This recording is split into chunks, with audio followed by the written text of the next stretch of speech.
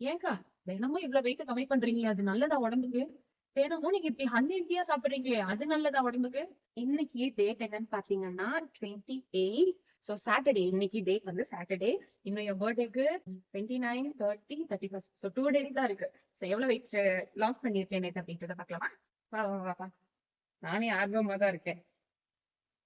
ஏய், கிட்டத்தட்ட 1.25 கிலோ கம்மி பண்ணியிருக்கேன். 1.25 கிலோ. நேத்து வந்துட்டு 84 இருந்தேன். என்னடா சோமி நம்பவே முடியல. எக்ஸசைஸும் பண்ணல.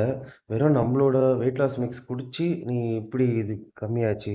ஆமா. எக்ஸர்சைஸ் வந்து பண்ணணும்னு அவசியமே கிடையாதுங்க. கரெக்ட்டான ஃபுட் டயட்டு, பேலன்ஸ்டான ஃபுட்டு, நியூட்ரிஷன் எவ்வளோ தேவையோ நீங்க உங்க பாடிக்கு இதெல்லாம் குடுக்கும்போது கண்டிப்பா வெயிட் லாஸ் ஆகும்.